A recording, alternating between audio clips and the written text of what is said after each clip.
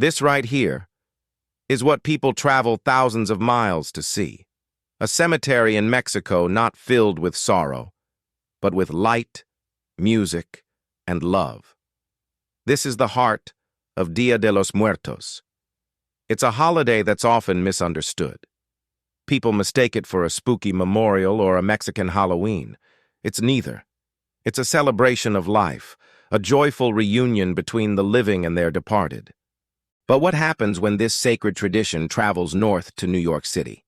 We're going from Mexico's ancient soul to the streets of the Big Apple to find out. How does a tradition this deep stay alive? How does it change? And can the true spirit survive far from home? To understand Dia de los Muertos, go back. Its roots reach thousands of years to indigenous peoples like the Aztecs and Toltecs. For them, death was part of a cycle, not an end. In the 16th century, Spanish Catholicism met these rituals, aligning with All Saints' Day and All Souls' Day on November 1st too. The result is a living blend of remembrance and faith. At its core, for a few days the border thins and loved ones return. You don't greet family with sadness. You throw a party. The centerpiece is the ofrenda, the altar. You'll see it at home, in public squares, and in cemeteries. Not worship, welcome. Each element has purpose, grounded in the four elements.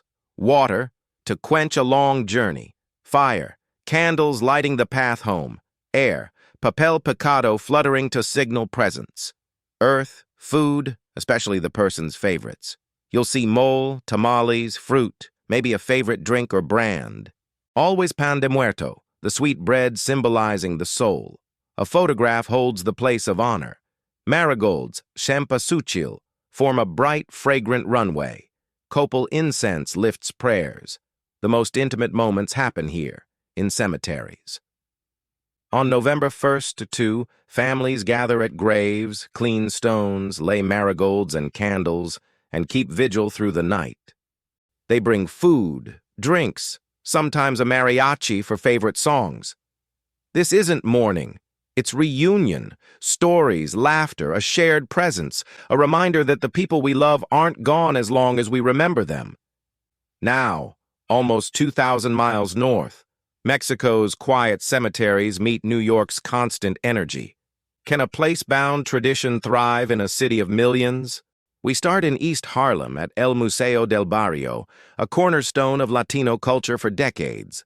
Their Super Sabado celebration fills a day with music, dance, and kids' calavera workshops. At its heart, a community altar. This year, a large work by Nitza Tufino, Ofrenda de Nuestra Herencia.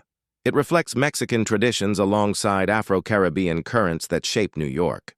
Here, the ofrenda is public, memory shared.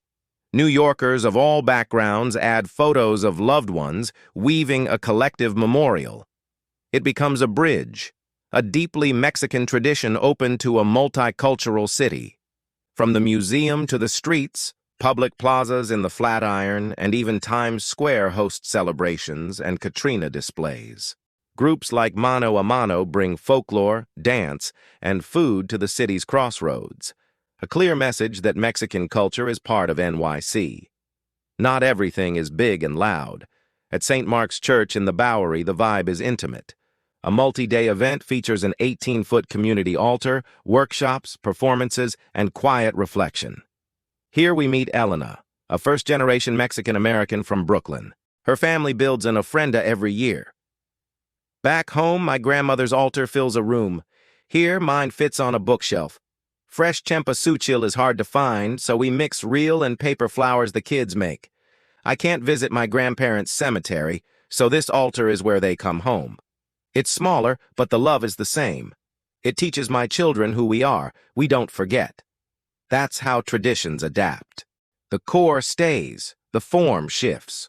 All-night vigils become home altars.